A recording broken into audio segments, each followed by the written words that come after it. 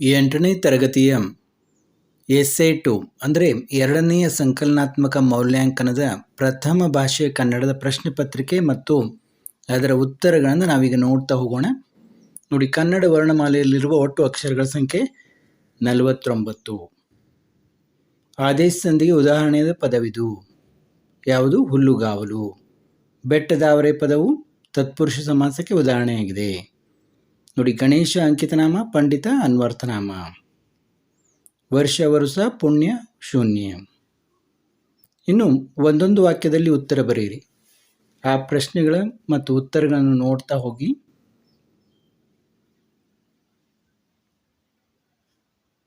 ನೋಡಿ, ಪ್ರಶ್ನೆಗಳ ಜೊತೆಗೆ ಉತ್ತರಗಳು ಕೂಡ ಇವೆ.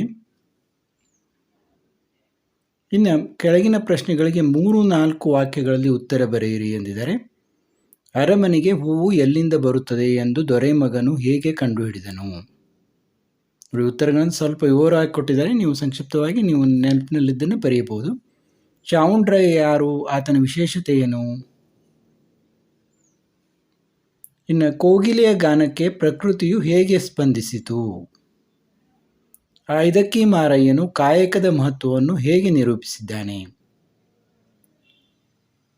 ಲೇಖಕರಾದ ಶ್ರೀ ಎಚ್ ನರಸಿಂಹಯ್ಯ ಅವರಿಗೆ ವಿಮಾನಯಾನದ ಬಗ್ಗೆ ಭಯವಿಲ್ಲಬೇಕೆ?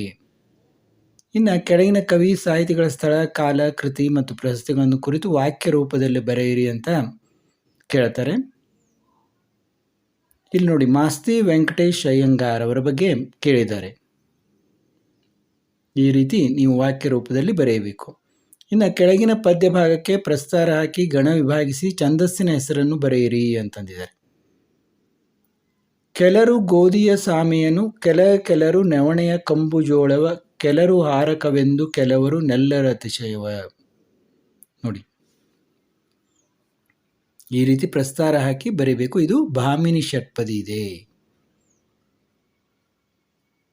ನೋಡಿ, ಇನ್ನೊಂದನ್ನು ಕೇಳಿದ್ದಾರೆ. ಅಥವಾ ಪ್ರಶ್ನೆ: ಸೀತೆಯ ಮುಖ ಕಮಲದಂತೆ ಅರಳಿತು. ಇಲ್ಲಿರುವ ಅಲಂಕಾರ ಹೆಸರಿಸಿ ಲಕ್ಷಣ ಬರೆದು ಸಮನ್ವಯಗೊಳಿಸಿರಿ ಅಂತಂದಿದ್ದಾರೆ.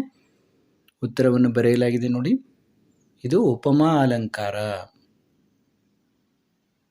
ಇನ್ನು ಕೆಳಗಿನ ಗಾದೆಗಳಲ್ಲಿ ಯಾವುದಾದರೂ ಒಂದು ಗಾದೆಯ ಮಹತ್ವದೊಂದಿಗೆ ವಿಸ್ತರಿಸಿ ಬರೆಯಿರಿ ಅಂತಂದಿದ್ದಾರೆ. ಮಾತು ಬೆಳ್ಳಿ, ಮೌನ ಬಂಗಾರ. ನೋಡಿ, ಮೊದಲು ಗಾದೆಯ ಮಹತ್ವ ಬರೀಬೇಕು, ಯಾವುದೇ ಗಾದೆ ಆಗಲಿ. ಆಮೇಲೆ ಆ ಕೇಳಿದ ಗಾದೆಯ ಬಗ್ಗೆ ಬರೀಬೇಕು. ಇನ್ನು ಕೈ ಕೆಸರಾದರೆ ಬಾಯಿ ಮೊಸರು. ಅಲ್ಲಿ ಕೂಡ ಹಾಗೆ ಗಾದೆಯ ಮಹತ್ವ ಬರೆದು ನಂತರ ಆ ಗಾದೆಗೆ ಸಂಬಂಧಿಸಿದ್ದನ್ನು ಬರೀಬೇಕು.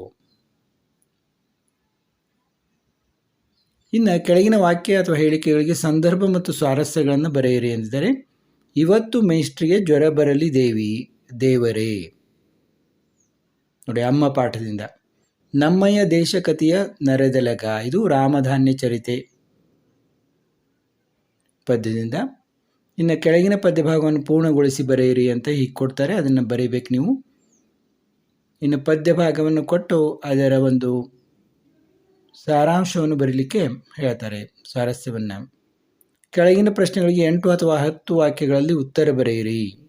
ನೋಡಿ, ಮುದ್ದಣನು ಪರಿಹಾಸ ಮಾಡಿದನೆಂದು ಮನೋರಮೆ ಹೇಳಲು ಕಾರಣವೇನು? ಅಥವಾ ಮುದ್ದಣನಿಗೆ ಒಲಿದ ಮಂತ್ರವನ್ನು ತಿಳಿದುಕೊಳ್ಳುವ ವಿಚಾರದಲ್ಲಿ ಗಂಡ ಹೆಂಡತಿಯರ ನಡೆದ ಸಂಭಾಷಣೆಯನ್ನು ನಿಮ್ಮ ಮಾತುಗಳಲ್ಲಿ ಬರೆಯಿರಿ.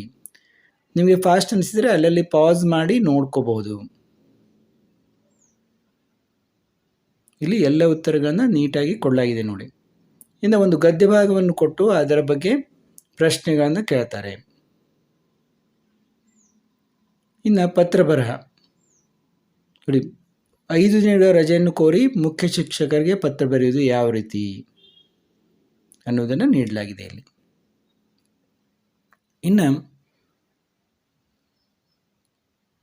ನೋಡಿ, ವಿಳಾಸ ಯಾವ ರೀತಿ ಬರೀಬೇಕು.